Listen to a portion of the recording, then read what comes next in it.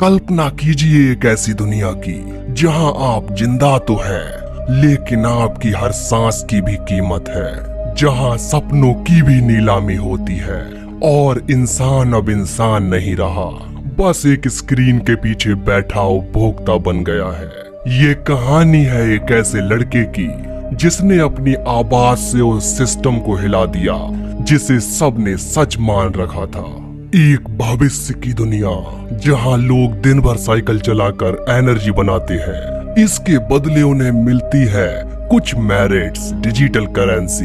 इन्हीं मेरिट्स से खाना, कपड़े, स्किन्स, गेम्स, एड्स स्किप करना भी मुमकिन है। हर जगह सिर्फ स्क्रीन ही स्क्रीन, स्क्रीन में लोग, स्क्रीन पर जिंदगी। स्क्रीन बंद कर दी तो पड़ेगी पेनल्टी। बीइंग एक आम लड़का जो बस अपने हिस्से की साइकिल चला रहा है। उसके माँ बाप अब इस दुनिया में नहीं और उनके छोड़े गए 15 मिलियन मेरिट्स ही उसकी इकलौती पूंजी है। हर दिन एक जैसा है, बस स्क्रीन, साइकिल और एक अधूरी सी जिंदगी। इस दुनिया में सांस भी तब तक चलती है जब तक आप इस सिस्टम को बिजली दे रहे हो।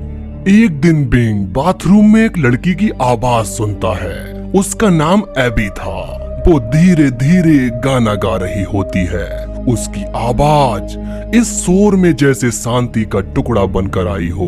बिंग उसके पास जाता है और उससे कहता है, तुम्हारी आवाज इन मशीनों की दुनिया में इंसानियत की आखिरी आवाज है शायद। एबी उसकी इस बात पर शर्माती है, लेकिन बिंग जानता है इस आवाज को इस सिस्टम से बाहर निकालना ही होगा। बिंग अपने सारे मेरिट्स एबी को देने का फैसला करता है ताकि वह हॉट शॉट नाम के रियलिटी शो में हिस्सा ले सके। वही शो जहां लोग फेमस होते हैं या कहें बिक जाते हैं। एबी और बिंग के बीच ये बातचीत काफी दिनों से चल रही थी और बिंग अब एबी से प्यार करने लगा था, लेकिन इस बात का एहसास उसने एबी को बिल्कुल भी नहीं होने दिया। एक दिन एबी अपने रूम में एंजॉय कर रही होती है, तभी बिंग उसको सरप्राइज करने का एक मौका ढूंढता है और उसके लिए एक हॉट शॉट नाम का एक टिकट खरीद देता है और एबी को भेज देता है। एबी ने जैसे ही उस टिकट को देखा, उसकी आंखें चमक उठी। अगले दिन जब एबी उस हॉट शॉट नाम के शो में जाती है तो वो वहाँ देखती है कि वहाँ उसके अंदर जाने के लिए बहुत सारी भीड़ लगी हुई है जो एक के बाद एक जा रहे हैं। लेकिन एबी के लिए जजों को उसकी काबिलियत जानना उसके चेहरे से ही दिख रहा था। उन्होंने कैमरे में जब एबी को देखा तो उन्होंने एबी को सबसे पहले लाने का चुना। इस बात पर सारे के सारे लोग चिढ़ जाते हैं जो कि एबी अभी अभी आई है और ये लोग उसको तुरंत ही बुला रहे हैं। ये बात सभी को खटक रही थी। एबी स्टेज पर गाती है, जज प्रभावित तो होते हैं, लेकिन एक जज उससे कहता है, तुम्हारी आवाज तो ठीक है, लेकिन तुम्हारा चेहरा स्क्रीन पर और भी कमाल कर सकता है। वो उसे उकसा रहा था कुछ अलग करने के लिए, लेकिन अभी को लाते वक्त उसे एक ड्रिंक पिलाई गई थी जो उसको एक जोश से भर देती है और जैसा जैसा जज कहता जाता है वो वैसा वैसा करती जाती है। उसने जज की बातों पर हामी भर दी और बेचारा बिंग दूर से ही बेबस और लाचारी की तरह देखता रहा। उसने मना करना चाहा, गुस्सा दिखाया, लेकिन कोई फायदा नहीं हुआ। बिंग का दिल अब पूरी तरह टूट जाता है। अब वो दिन ब दिन साइकिल चलाता है और किसी से भी एक शब्द नहीं बोलता। उसका कमरा अब एबी की असली लाइट से भर गया है। बिंग अपने मन ही मन में कहता है, अब मैं सिस्टम को उसका आईना दिखाऊंगा। मेरी चुप्पी अब चीख बनकर उभरेगी। बिंग रात दिन एक कर देता है अपनी मेहनत के साथ। उसने इतनी साइकिल चलाई, इतनी साइकिल चलाई, उसने इतने सारे मेरिट्स इकट्ठे किए कि वो खुद के लिए हॉट शॉट पर एक टिकट खरीद सके। और जब उसकी मेरिट्स इतनी हो गई कि वो हॉट शॉट का एक टिकट खरीद सकता है तो उसने जरा भी देर किए बिना उसने एक स्किल सीखी, जो उसकी स्किल थी डांस करना।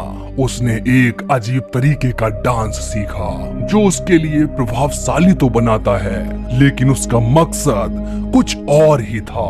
हॉट शॉट पर पहुंचते ही बिंग को एक ड्रिंक ऑफर करी जाती है, लेकिन वो उससे कहता है कि मुझे ऑलरेडी लोगों ने पिला दी है, मुझे अब पीने की कोई जरूरत नहीं। अब बिंग आगे बढ़ता है और हॉट शॉट के स्टेज पर एक दमदार परफॉर्मेंस देता है। वो अजीब तरीके के डांस के साथ सभी को हंसता खेलता देखता है और सभी लोग उसके डांस से प्रभावित होते हैं। लेकिन बिंग जब अपने कमरे में था और एबी को छोड़कर गया था, तो उसने अपने कमरे की स्क्रीन को आते ही गुस्से में तोड़ दिया था और उसका एक टुकड़ा उसने अपने पास रख लिया था, क्योंकि वो कुछ अलग करने वाला था जो इतना भयानक होने वाला है शायद ही आपने सोचा होगा। और जो अपने साथ वो उस टुकड़े को लेकर आया था, उसने वो अपनी गर्दन पर रख लिया और जजेस से कहने लगा कि अगर तुमने मेरी बात नहीं सुनी और लोगों तक अगर मेरी बात नहीं पहुंचने दी तो मैं खुद को मार लूंगा। लेकिन जज बहुत ही कमीना था। वो बिंग से कहता है, जा काट ले खुद को, मेरा क्या जाएगा, तू ही तो मरेगा साले। तो बिंग भी इस बात से सहमत था कि आखिरकार इसमें खतरा तो मुझको ही है, तो वो उसकी बात मान लेता है। लेकिन वो एक रिक्वेस्ट करता है कि मेरी बात कहने का। जज कहते हैं कि आखिरकार इसकी बात सुन ली जाए कि ये कहना क्या चाहता है। बिंग एक जोरदार मोटिवेशनल स्पीच देता है जो लोगों को बहुत पसंद आती है। जज उससे कहता है कि साले तू मरना क्यों चाहता है, क्यों ना तू एक मोटिवेशनल स्पीकर बन जाए और डेली शाम को 7 बजे सभी को मोटिवेट करे। और मैं तुझे एक ऑफर करता हूँ, एक रियलिटी शो जो हर दिन तेरे लिए होगा, सभी के लिए होगा। तू क्या कहता है? बिंग उसकी बात मान लेता है, क्योंकि उसकी भलाई इसी में थी कि वो सभी को मोटिवेट करे कि इस दुनिया से निकले जो एक झूठ की दुनिया है, और यहाँ से निकलना सभी का एक सपना होना चाहिए। अब बिंग के पास कोई ऑप्शन नहीं था, वो उसकी बातों को मान लेता है और हर दिन 7 बजे के टाइम वही कांच का टुकड़ा लिए वो लाइव आता है और सभी को मोटिवेट करता है कि तुम लोगों को इस सिस्टम से बाहर निकलना ही होगा और ये झूठ का सिस्टम तुम्हें दबाए हुए है। तुम सिर्फ साइकिल चलाकर क्या हासिल कर सकते हो? क्या तुम्हें रियलिटी से कुछ सीखने को मिलता है? कुछ नहीं।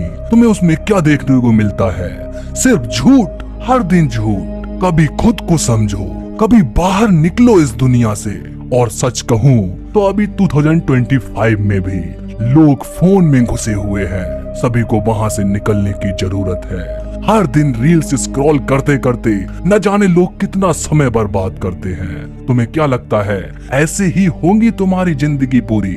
ऐसे ही होंगे तुम्हारे सपने पूरे? नहीं, तुम्हें जागना होगा, इस सिस्टम से निकलना होगा। समय के साथ सभी चीजों को उपयोग करना ही एक बुद्धिमान व्यक्ति का काम होता है, और वही इंसान सच्चे दिल से जिंदगी को जी पाता है।